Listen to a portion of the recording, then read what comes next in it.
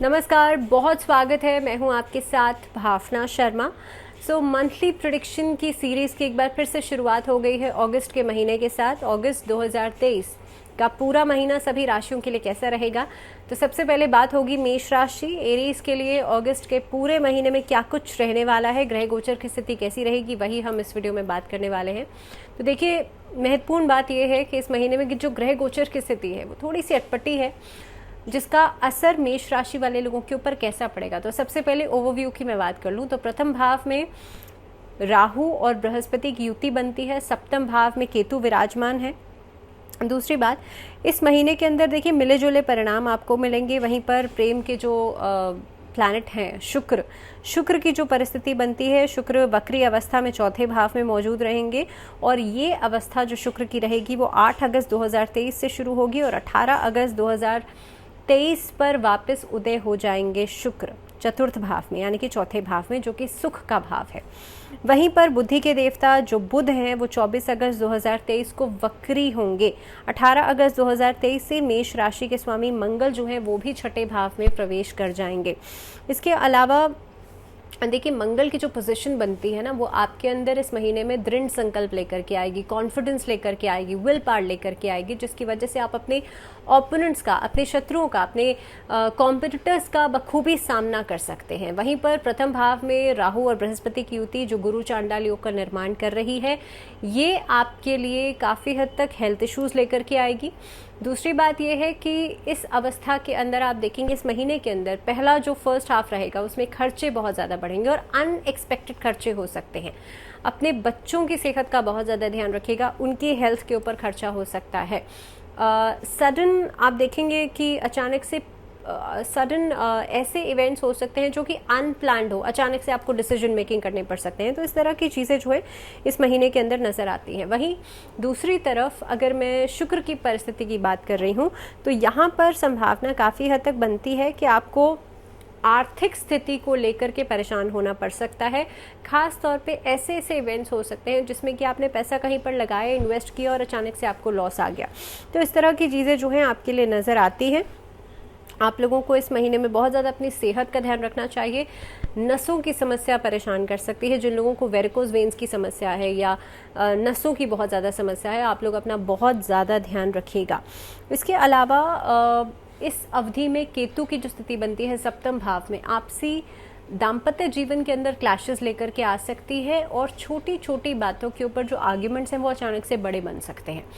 देखिए, केतु जो है ना, it is a headless energy, और केतु जब सप्तम भाव में आ जाता है, यानी कि आपके स्पाउस के घर में, आपके मैरिज वाले घर में आ जाता है, so because it is a headless energy, तो वो ऐसे डिसीजंस करवा देता है जो कि बिना सोचे समझे होते हैं। कोई भी ऐसा इशू होता है, आप उस पर तुरंत डिसीजन लेने के बजाय जस्ट टेक सम टाइम, थोड़ा सा समय लीजिए, उस पर सोचिए, विचार विमर्श कीजिए और लोगों की राय मशवरा कीजिए। उसके बाद आप डिसीजन मेकिंग कर सकते हैं, लेकिन तुरंत फैसला नहीं करेंगे। तो आपको समय लेने की ज़रूरत है। दूसरी बात, बृहस्पति की दृष्टि क्योंकि पंचम भाव पर, सप्तम भाव पर और नवम भाव पर पड़ती है, उसके लिहाज से आपको ऐसी चीज़ों में लाभ मिल सकता है जहाँ पे आपने एक्सपेक्टेशन नहीं की थी। साथ ही साथ में अपॉर्चुनिटीज़ आपको कई जगह से मिल सकती हैं। सो ये ओवरऑल एक ओवरव्यू था जिसमें कि ग्रह गोचर की स्थिति का क्या कुछ प्रभाव आप सबके ऊपर पड़ने वाला है, इसके बारे में हमने बात करी। अब हम एक एक करके हर एक एस्पेक्ट की बात करेंगे। सबसे पहले कार्यक्षेत्र की बात मैं करूं तो कार्यक्षेत्र के लिहाज से देखिए, ये महीना जो रहेगा वो मिले जुले परिणाम आपको देगा। करियर के दृष्टिकोण से जो शनि है वो अपनी वक्री अवस्था में है और काफ़ी हद तक आप देखेंगे पहले जो 15 से 18 दिन रहेंगे उसमें आप जितनी एफर्ट डालेंगे उतना ही रिस्पॉन्स या उतना ही रिवॉर्ड बैक आपको मिलेगा। लेकिन हाँ, धीरे धीरे करके ग्रेजुअली आपको आगे तरक्की मिलेगी, जिसमें कि अगर आप पेशेंस खोते हैं अपना, आप जल्दबाजी करते हैं, आप हेस्टी डिसीजंस लेते हैं, तो ऑल ऑफ अ सडन आपको लॉसेस देखने के लिए मिलेंगे। वहीं शनि जो है वो अपनी राशि में मौजूद है और जब अपनी राशि में मौजूद होते हैं तो देखिए धीमी गति है लेकिन प्रगति ज़रूर मिलती है। तो इसीलिए आपको थोड़ा सा पेशेंस रखने की ज़रूरत है। सफलता बेशक से तुरंत ना मिले, लेकिन उस पर एक डाउट करने वाली सिचुएशन तो है ही नहीं। तो करियर ग्रोथ आपके लिए नज़र आती है। शनि क्योंकि वक्री अवस्था में है और करियर के लिहाज से आपके लिए वृद्धि दिखाई देती है, तो आप देखेंगे धीरे धीरे करके, देखिए जब डायरेक्ट चलते हैं तो धीमी गति से चलते हैं, लेकिन जब वक्री अवस्था में हो जाएंगे तो नॉर्मल सिचुएशन से थोड़ा सा तेज़ी में रिजल्ट्स आपको मिलेंगे। मेष राशि वाले लोगों के लिए देखिए, आपकी राशि के स्वामी जो मंगल हैं वो छठे भाव में मौजूद हैं, और मंगल की स्थिति जो है वो नौकरी पेशा लोगों के लिए अच्छी सफलता लेकर के आ सकती है, व्यवसायिक लोगों के लिए बहुत अच्छे रिजल्ट्स लेकर के आ सकती है।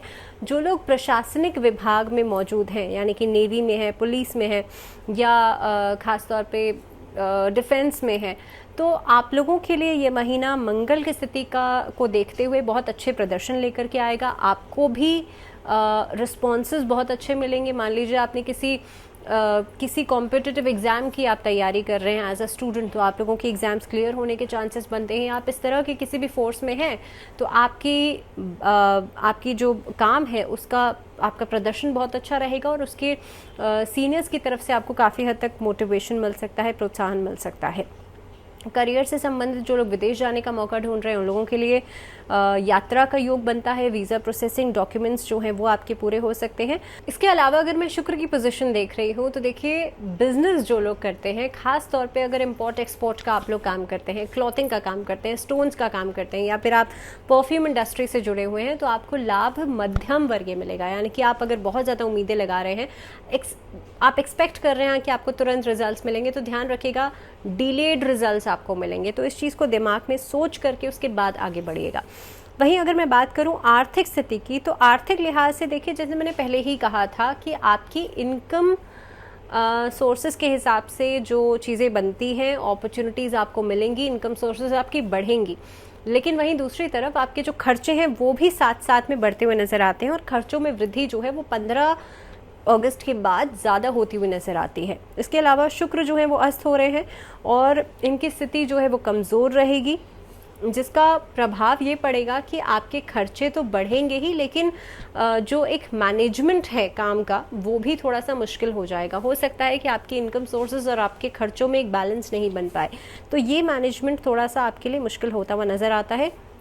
वहीं पर अगर मैं बुध की स्थिति देख रही हूँ तो इस महीने के एंडिंग में वक्री होगा, जिसके कारण धन हानि की संभावना भी बनती है। तो आप लोग इस चीज़ का ध्यान रखिएगा कि जहाँ पर आप इन्वेस्ट कर रहे हैं, जिसके साथ आप काम कर रहे हैं, किसी के साथ पार्टनरशिप में कोई काम कर रहे हैं, कोई डील्स फाइनलाइज कर रहे हैं, उसके लिहाज से आप लोग बहुत ज़्यादा कॉशियसली काम करें पैसे को लेकर के। जो लोग बिजनेस में ख़ास तौर पे देखिए, अगर आपके कॉम्पिटिटर्स बहुत ज़्यादा हैं तो उन लोगों से सावधानी बरतिएगा। हालांकि मंगल की स्थिति जो है कॉम्पिटिटर्स को लेकर के बहुत ज़्यादा दिक्कत नहीं करेगी, आपके स्वाभिमान, आपके आत्मविश्वास को ठेस नहीं पहुंचाएगी, लेकिन जहां पर पैसे की बात आ जाती है वहां पर वो परेशान कर सकते हैं, या फिर उनकी किसी ऐसी एक्टिविटी की वजह से आपको नुकसान पहुँच सकता है फाइनेंशियली। तो इस सिचुएशन को लेकर के थोड़ा सा कॉशियस रहिएगा। और इस महीने में अगर मैं सेहत की बात करूं तो आप लोगों को, जैसे मैंने पहले ही कहा था, कि नसों की समस्या परेशान कर सकती है, वहीं पर हाइपरटेंशन की प्रॉब्लम्स परेशान कर सकती हैं, बहुत ज़्यादा डाइजेशन प्रॉब्लम्स या गैस्ट्रोइंटेस्टाइनल प्रॉब्लम्स जो हैं वो परेशान कर सकती हैं। तो मेष राशि वाले लोगों के लिए आप लोगों को सेहत के लिहाज से भी बहुत ज़्यादा सावधान रहना पड़ेगा। वहीं दूसरी तरफ इस महीने का जो एंडिंग रहेगा, सडन एक्सीडेंट्स होने के चांसेस भी बनते हैं, तो इसीलिए आप लोग कोशिश ये कीजिएगा, अगर आप ड्राइविंग करते हैं बहुत ज़्यादा केयरफुली करें, बहुत लंबी दूरी की यात्राएं करने से बचिएगा।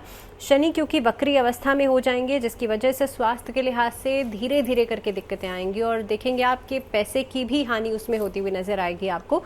तो कोशिश ये करें कि आप इस अवधि में योग का सहारा ज़रूर लें। इस महीने से पहले ही आप कोशिश करें कि आप लोग अपनी फिटनेस का बहुत ज़्यादा ध्यान रखें। अब बात करते हैं रिश्तों के लिहाज से, यानी कि ये महीना आपके लव प्रॉस्पेक्ट्स के लिहाज से और ख़ास तौर पे आपके दाम्पत्य जीवन के लिए कैसा रहेगा। तो देखिए, पहले भाव में राहु बृहस्पति, सप्तम भाव में केतु।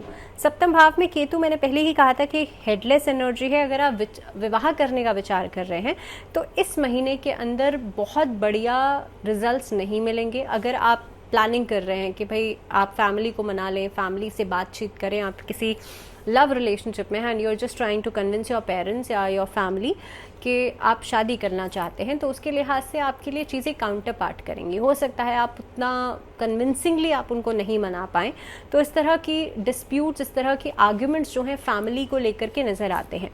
दूसरी बात यह है कि इस महीने के अंदर आपका प्रेम और आकर्षण जो है वो थोड़ा सा कम होता हुआ नज़र आता है, जिसकी वजह से इनसिक्योरिटीज़ बढ़ेंगी, जिसकी वजह से अंदर से कॉन्फिडेंस में कमी आएगी, और आपसी तालमेल प्रेम संबंधों में कम होता हुआ नजर आएगा और ऐसा लगभग 18 से 20 अगस्त तक रहेगा। उसके बाद सिचुएशंस धीरे धीरे करके बेटर होती हुई नजर आती हैं। वहीं दूसरी तरफ अगर मैं दाम्पत्य जीवन की बात कर रही हूँ तो देखिए, राहु और बृहस्पति की जो स्थिति बनती है, इसकी वजह से इसका पहली बात तो सप्तम भाव पे दृष्टि पड़ रही है, दूसरा सप्तम भाव में केतु, तो all of a sudden decisions आपके रिलेशनशिप को खराब कर सकते हैं। सो गुस्से में आकर के कोई भी डिसीजन नहीं लीजिएगा। वैवाहिक जीवन में तालमेल बनाने के लिए कभी कभी चुप्पी ज़रूरी होती है। सो इसीलिए आप ध्यान में इस बात को रखिएगा कि आप जितना ज़्यादा सोच समझ के बोलेंगे उतना ही आपका रिलेशनशिप मजबूत होगा, उतना ही बैलेंस बढ़ेगा। दूसरी बात, क्योंकि सावन का महीना भी है और श्रावण का महीना भगवान शिव और माँ पार्वती के मिलन के लिए भी खास माना जाता है, तो इसीलिए इस महीने से बेहतर मौका हो ही नहीं सकता। अगर आप अपने दाम्पत्य जीवन को बेहतर करना चाहते हैं तो भगवान शिव और माँ पार्वती का संयुक्त रूप से पूजन जरूर कीजिएगा। इसके अलावा बात करते हैं फैमिली मैटर्स की, तो फैमिली मैटर्स के लिहाज से देखिए, मंगल वक्री अवस्था में है और इसका प्रभाव कुछ चीज़ों पर विवाद देगा ज़रूर। आपके बड़े भाइयों के साथ या सिबलिंग्स के साथ कुछ बातों को लेकर के डिस्प्यूट्स हो सकते हैं। फैमिली मैटर्स खासतौर पे अगर आप चाहते हैं कि कम हो तो इसके लिए शिव परिवार की आराधना आप लोग ज़रूर करें। स्टूडेंट्स की बात करूं, आपके लिए एजुकेशन की बात करूं तो एजुकेशन के लिहाज से इस महीने में हायर स्टडीज़ की तरफ आप आगे बढ़ते हुए नज़र आते हैं। हालांकि जो इंटरनल ग्रोथ है, प्रोडक्टिविटी है, वो थोड़ी सी कम रहेगी, लेकिन हार्डवर्क आपकी तरफ से पूरा रहेगा।